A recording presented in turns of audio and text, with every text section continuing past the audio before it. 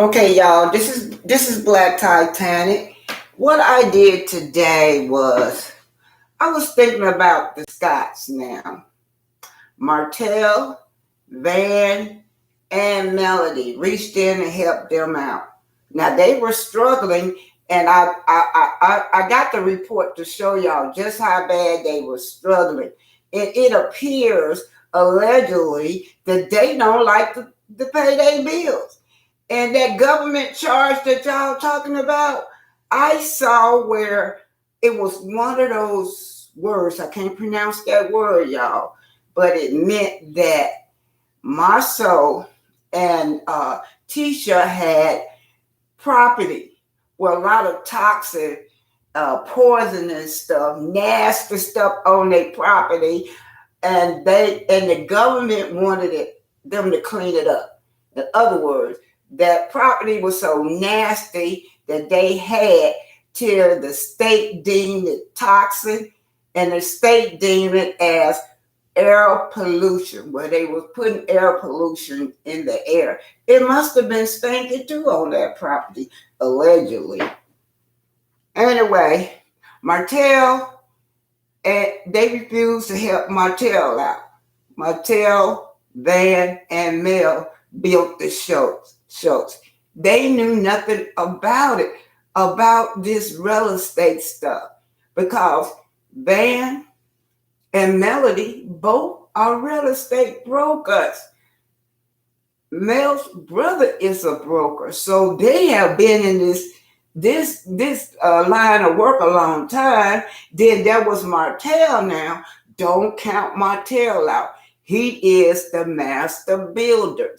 He got skills with his hand. Now in Huntsville, people could show me where Mel now built. They built up low income people that would never ever be able to afford nice homes. Melody now did that. Martell may not have no license, but he's skillful with his hand. They say that sucker can build, y'all. So don't count Martell out. Now, don't you think Marsau know that? Marsau don't want Martell to get on his feet. If Martell get that builder license, he know damn well that every company gonna go with Martell, because Martell got the proof that he is a skillful builder. They don't have no proof, because in Huntsville, nobody can show me nothing they built in Huntsville. Okay, y'all, I'm gonna turn this on. Okay, this is Marsau Scott, age 42, Huntsville, Alabama. Hold it. If it's not clear, I already downloaded. You can go to the other video, okay, where it says Marcel and Tisha Scott fake wealth.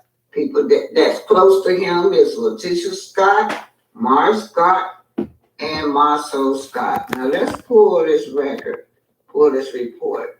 Now what I'm interested in is, while I'm putting this report, I'm interested in their financial situation. Excuse me, y'all. There we go, Marsau Scott. Let's go down and we already did the people connected to him. Let's go to the financial part. They got 4. Okay, no bankruptcies on the record right now, but they have liens were found, abatement charges, 2 of them, 246.11, 238.44. So if they people put a lien on whatever it is that they have for $246. Look, Marsau Scott, abatement charges. Wow. County city tax lien. You're not able to pay $238. Foreclosures, they got 2. Right? Oh, I forgot. Go back to this other abatement charges, $238.44.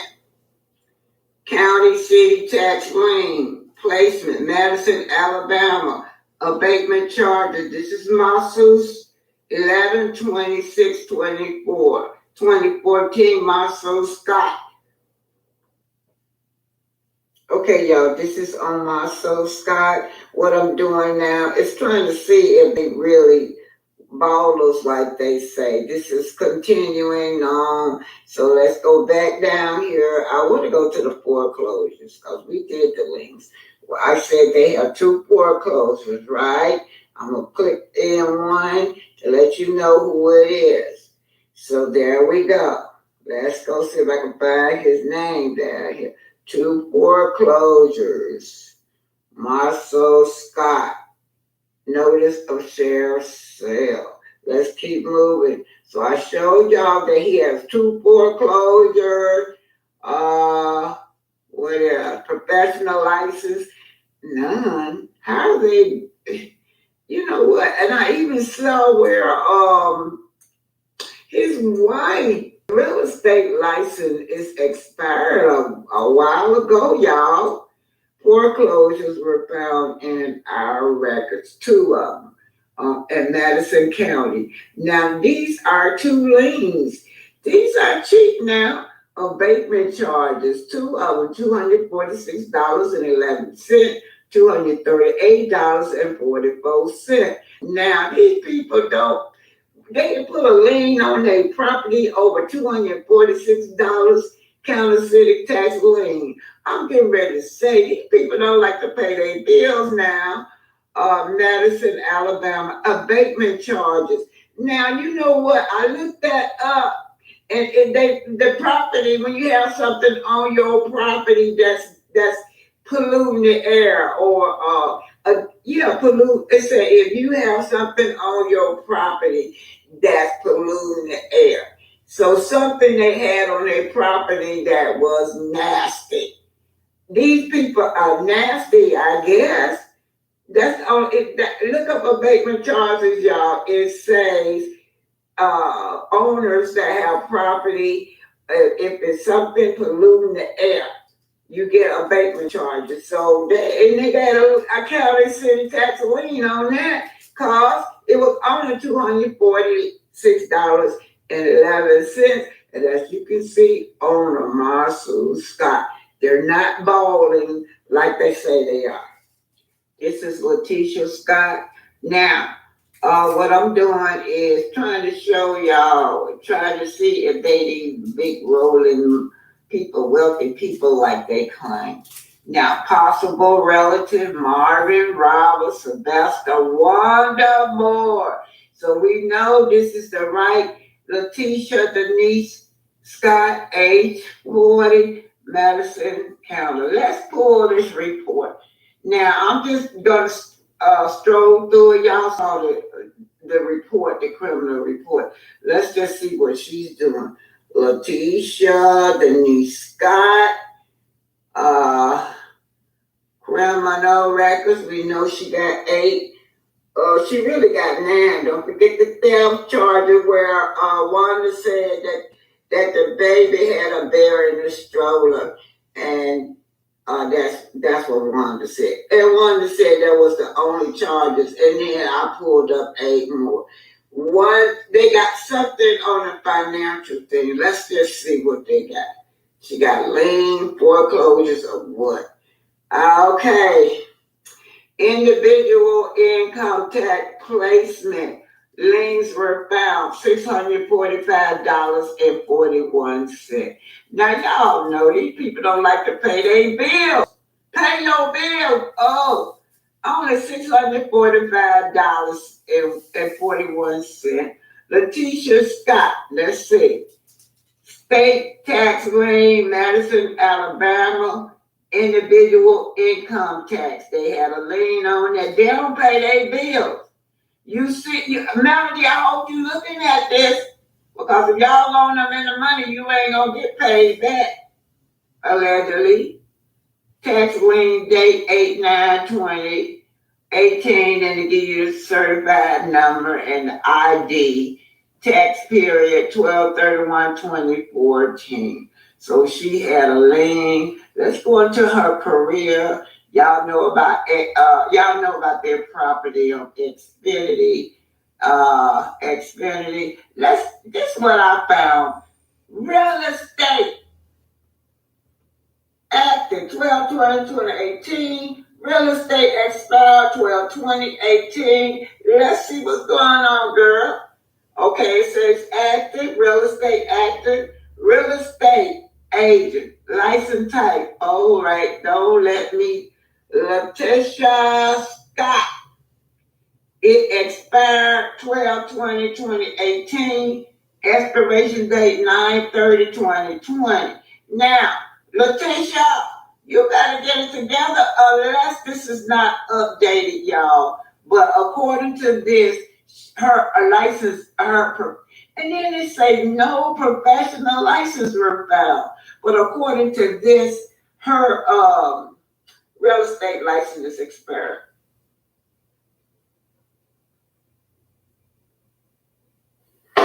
Now, what you're about to see is taken from the book of Black Titanic, and this is an old book.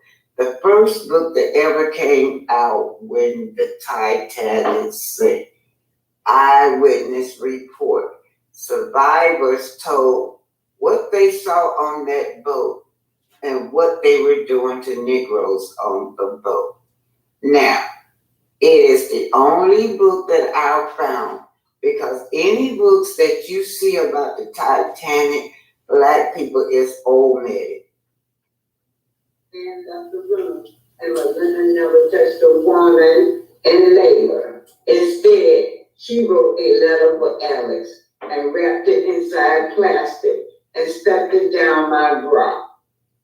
As the boat sank, water separated.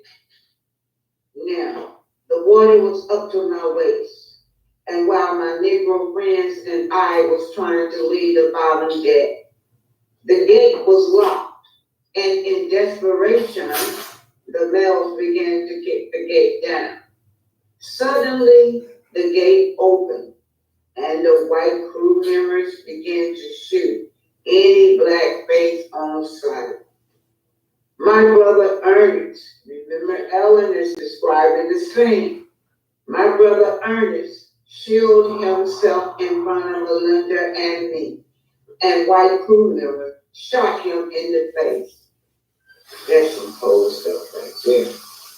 At once, a big fat white crew member grabbed Melinda's arm and said, "You have to go take care of my wife. She's in labor." Melinda was screaming with grief. She was in shock. And as we entered the top deck, the white female was in labor. Melinda didn't hold her tongue. "You're the same people that killed my friends and the love of my life, and you mean you want me to deliver your white baby? You mean you want me to save your white life?" I heard the gun click, says Ellen. I yelled, "I'll help Melinda deliver your baby, but you can't stand over us with a gun to her head. You must leave the room." I yelled, "I want my nurse to go with me." So right now, Ellen is using her white privilege, and she's telling this man that, Melinda works for her, because he thinks she's a white lady. I heard the gun clicked. I yelled, "I'll help Melinda deliver your baby, but you can't stand over us with a gun in our head. You must leave the room." I yelled, "I want my nurse to go with me." Meanwhile, water was rushing fast on the upper deck, and you can hear the minigun shooting, as well as smell death in the air. The man left the room, and Melinda never touched a woman in labor. Instead, she wrote a letter for Alex and wrapped it inside plastic and stuck it down my bra. As the boat sank, water separated us. The pregnant white woman was washed away, as well as Melinda. I was washed overboard. I saw some wreckage that I could cling to. So many black people was in the ocean. as so many Negroes was tossed alive and overboard. Many hours went by.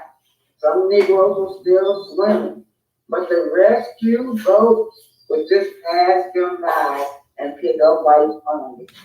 Then Negroes began to do for self, trying to get into the overloaded boats, but whites would kick them away. One white man kicked a male Negro.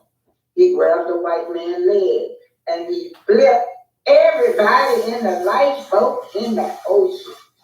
They drowned, except for the Negro. Hours passed. Oh man, I was freezing. I was freezing at near death, y'all. I was freezing at near death. Watching corpse floating by, whites, blacks, children as well. I thought I was hallucinating when a big, strong black man grabbed me. A strong black man grabbed me. He pulled me on a homemade boat with all Negroes on it. Ellen, he called, where is Melinda and your brother? This is taken from the book, The Black Titanic, and Melinda was engaged to Ellen's brother.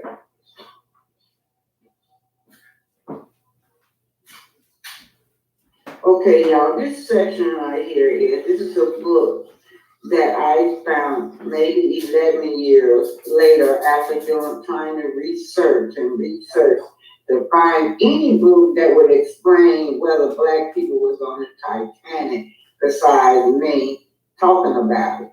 But anyway, I found this book finally. This is from the first-hand account. This is the first book that came out after the Titanic sank in 1912, and I had never seen it before. You would never see this again in any other writings about what happened on the Titanic with the blacks that worked on the Titanic.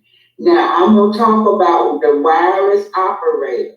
I'm going to talk about COD messages. And the reason I brought this in because tied to the Titanic was Glenn Wood. He was a black inventor, over 60 patents.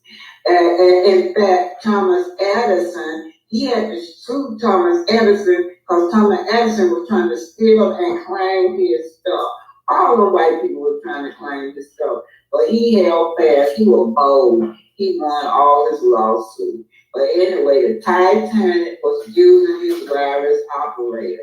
He was responsible for the first wireless communication from boats, airplanes, trains, you name it. Glenville Wood. Anyhow, let me just read this. This was the story told by the bystander afterwards on the Pierre. One husky Italian told the writer on the Pierre that the way in which the men who were shot down was horrible. His sympathy was with the men who were shot. They were only trying to save their lives, he said. Wireless operators died at his post. On board the Titanic, the wireless operator with a light belt about his waist was hitting the instrument that was sending out CQD messages morning. Stuck on icebergs, said this was the warning message, CQD. Should I tell the captain to turn back and help? Flashed a reply from the Carpathia, the other book, another boat. Yes, old man. The Titanic wireless operator responded. Guess we'll. An hour later, when the second wireless man came into the box-like room to tell his companion what the situation was, he found a Negro stoker. Say it again. He found a Negro stoker. Now, aboard the Titanic, another name for stoker is a fireman. They work the bows of the Titanic. Y'all probably have never heard of the bows of the Titanic. Let's just say it's the basement. But that's how the Negro stokers got on there. They had them on as firemen. It was strike in 1912, and all the white ladies refused to go to work. They had built this exclusive, expensive ship, and they were not going to lose no money. So this is how all these black people got on the Titanic, because there was a cold strike, there was a strike, and they started hiring black people aboard the Titanic. So these Negro stokers, they worked in the bows of the Titanic, and they were shoveling coals into the big boiler. That's what they were doing. It was hot down there. It was very hot. They were later named as the Black Gang. Also, you did have a few white Irish men down there, but I was told they couldn't take the heat like the black men, so they couldn't stand it down. But let me get on topic. He found a Negro stoker creeping up behind the operator, and he saw him raise a knife over his head.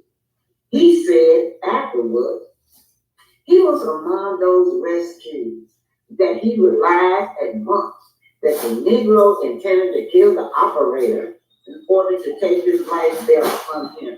Now y'all know that song. This man wanted a life belt.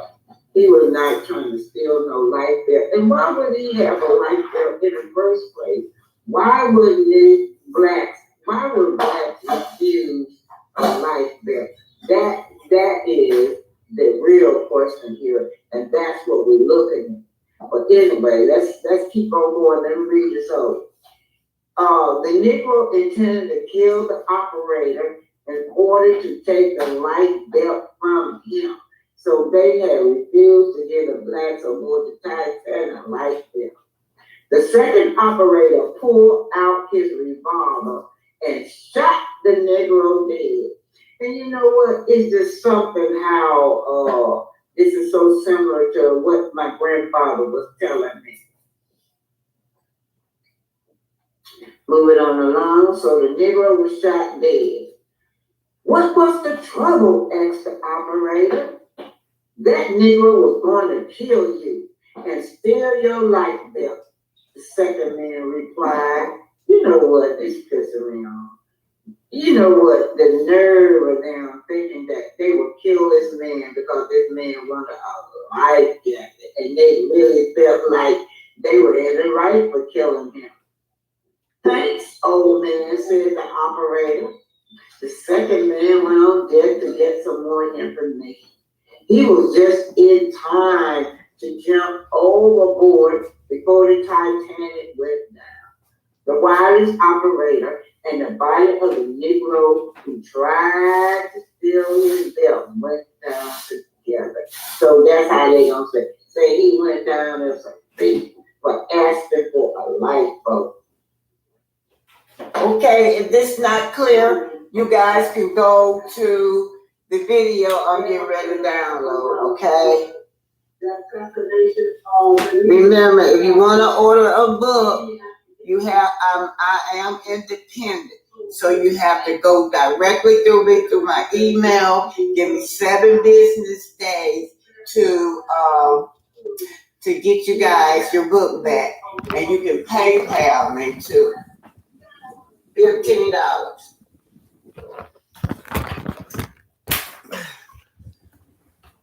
Hey guys, this is Black Titanic.